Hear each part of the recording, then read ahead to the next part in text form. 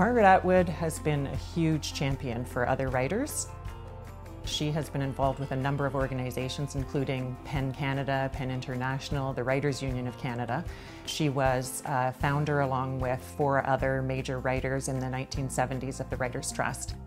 They started it with the idea that writing is a very precarious profession, but it's one that really matters, and it's important to give writers acknowledgement, support, and to celebrate their work. I think one of the reasons that Margaret is such a national treasure is that she's always looking slightly, or even more than slightly, ahead of the curve in a way that turns out to be very prescient and is also very Canadian. I think also, unlike many of us in Canada, she's absolutely unafraid to speak her mind, and that endears her to all of us. I have to say I really, really love Margaret's choice in hats.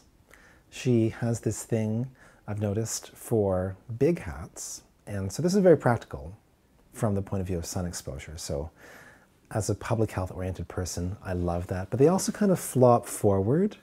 You know, it's mysterious and also kind of sneaky, right? Because you sort of say, who is, oh, it's Margaret. She can make incredible pies in a wood stove. She goes and picks the wild berries, brings them home, puts them in a pie shell. She taught me how to make a pie shell. And Crisco is her secret. Now that's out, and she can make it in a wood stove. I'm very impressed by that.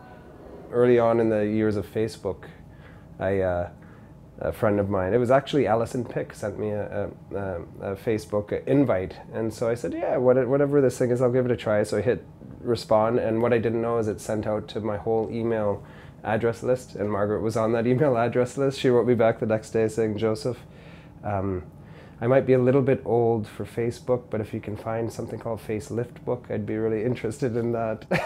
That's what I do. What a special person. She's killingly funny, and she's really generous. Thank you, Peggy, for years of wonderful novels, wonderful short stories, wonderful poems, all your incredible environmental work, and secretly for introducing me to the beauty and wonder of the scratch card. That will remain our little joke, but in the meantime, what I really wanted to say is happy, happy birthday. Peggy, have a very happy 75th birthday. I hope someone gets you a great hat. Margaret, happy birthday.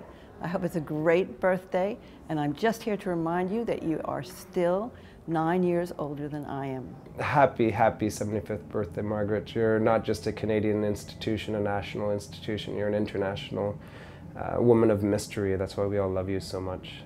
Great hair. She's been a long-time friend who never lets me down, and I hope she has many, many happy, wonderful birthdays. On behalf of everyone at the Writers' Trust, I wish Margaret Atwood a delightful 75th, many more happy birthdays, and very many more books. We've been together now for 40 years, and it ain't been a day too much. Happy birthday, Mom. For there's not a lady living in the land what I'd swap for me dear old Dutch. No, there's not a lady living in the land what I'd swap for me dear old Dutch. Happy birthday, my dear.